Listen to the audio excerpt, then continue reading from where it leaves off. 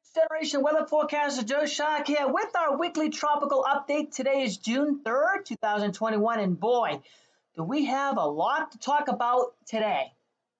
A lot of activity, I think, is coming. So let's take a look at what we got going on here. I think this is just a great format to do this and, explain the large global drivers. And then once you get a storm, get down into the more micro scale, smaller detail stuff, but always good to start large scale, in my opinion, and build down. So as always, we're starting here with the Matt and Julian oscillation, the MJO from the European weeklies. You can see in phase 7 that we're going to be coming around at an old phase 8, 1, 2, maybe 3, as we work our way through the rest of the month of June and get into the latter part of June and maybe even into July. You can see what some of the members are doing here down the road, but we're only really talking through the 21st, 22nd of the month here, so the next 2 weeks or so. But again, through that time, you can see where the Matt and Julian is likely to be phase 8, 1, 2. Japanese looks like this coming into phase 1. And here we go. Phase 8 and 1 favoring the Gulf of Mexico. Phase 2 and 3 favoring the Gulf of Mexico and maybe a little bit more expansion off on the East Coast down the road later on, again in the month. But over the next 2 weeks, we will be focusing, at least I will, I don't know about other people, but nevertheless, my attention will be in the Gulf of Mexico and Caribbean for development. Now, why do I say that? Well, here are the ocean temperature anomalies relative to average. Warmer than normal in the Caribbean, much of the Gulf of Mexico. The shelf water, I'm sure, will recover over the next week or so, given the large-scale pattern.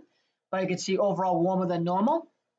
Actual ocean temperatures, plenty warm, 26 to 28 Celsius, which is 80 to 83, 84 degrees Fahrenheit, which is certainly plenty enough energy to support tropical development. Now it's Japanese every Thursday. The Japanese model comes out with its weekly update along with the European. So I like to combine those two together to get a better consensus of, again, the large-scale upper pattern that is developing over this part of the world. And you can see we have loads of upward motion over the Caribbean for this upcoming week. And this begins, you can see how it begins day 3. So this begins on Saturday. Today, day 1, tomorrow, day 2, and Saturday, day 3. That's how, for some reason, they initialized this product. But anyway, Saturday to Saturday, you can see what it looks like there. You can see some of the enhanced rainfall starting to get going in the Northwest Gulf. And there it is, the ridge over troubled water. Big heat wave in the Northeast Great Lakes this upcoming weekend. There you are, cutting the underbelly underneath. Week 2, oh boy, here we go. Upward motion continuing to rage in the Caribbean and really pretty much across this part of the world, all the way from Mexico through, central and even parts of almost Eastern Africa. So, this is a really good favorable pattern setting up not just over the next 2 weeks, but really probably for a good part of the season, in my opinion. This is going to be a very, very favorable situation that's beginning to develop, and it begins here. But you can see week 2, the upward motion over the Caribbean and Eastern Pacific, and you can see the enhancement on East Pacific. And what's likely going to happen is we're going to see the Central American gyre, the Intertropical Convergence Zone, the ITC developing close to the equator here. So we're going to probably also get a couple Eastern Pacific storms. And I don't cover Eastern Pacific, but I will say that because you can see all the enhanced rainfall that's going to be going off the west coast of Mexico here. When you get these large Central American gyres, in the Intertropical Convergence Zone, they can produce storms in both basins. And this is probably going to be a case where we can get a storm or two in the Atlantic and we can get a few storms in the Pacific side. So both basins could be quite busy once we get in towards the middle part of June. And this shows it quite nicely here. You can also see the lower than normal 500 millibar heights in that part well. So this is going to be well telegraphed by this Japanese model and the European. And again, there's that ridge over troubled water, ridge over the Northeast and ridge over the West Coast, helping to favor both sides of the Mexican coast. Week 3, week 4, it looks like it's going to be the same kind of deal. However, though, let's start turning our attention to the west coast of Africa, because here we go with a pretty solid upward motion pattern and a pretty nice enhancement of tropical wave activity possibly being suggested. So this is going to be really important as we end the month of June and begin the month of July, in my opinion.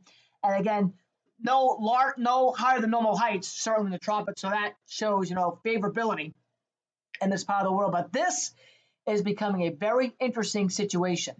This enhanced rainfall here down near the equator, and of course, very, very strong upward motion pattern over the continent of Africa. So this definitely signals that we could really be busting some good waves at the very least coming off the continent. And it doesn't matter if these things develop as soon as they depart the continent, because if they don't develop out here, they make their way across and they begin to ramp up, getting closer to land. So that could certainly be a problem, and we'll have to monitor that as we get closer. But overall, the large-scale pattern says buckle up, because we're about to get down to business with this upcoming hurricane season. So I like the way that looks, and the European weeklies look similar.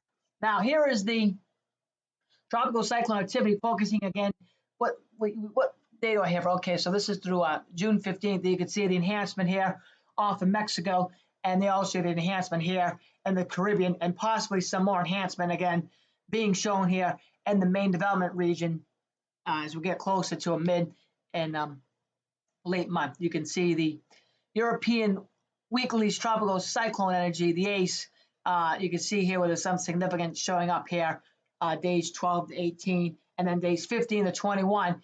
As we get again towards the end of the middle and end of June, it begins to beef up the probabilities in the ACE relative to the time of the year. In the Atlantic Basin, you can see 2.1 versus a climate of 1, so certainly more heightened probabilities in this part of the world. Again, given what you saw there on the JMA, there's no surprise the European and JMA are in good agreement on that situation. Now, here is the upper level pattern, again, like you saw in the JMA, classic ridge over troubled water, and then we go the 14th to the 21st. You can see the ridging over the central and western part of the United States with lower heights over the Caribbean and off the Mexican coastline, which will get additional tropical development going, like you saw from the Japanese. The surface pressure pattern, a lot of high pressure over the U.S., lower than normal pressure underneath.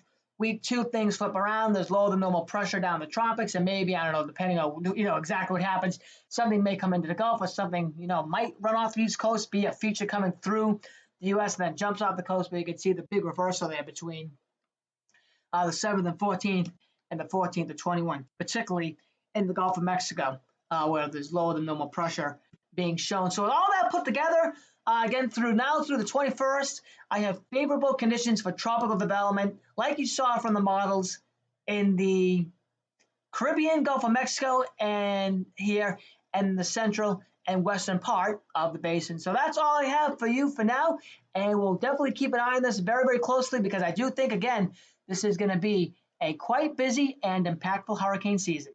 That's it for now, and thank you for watching.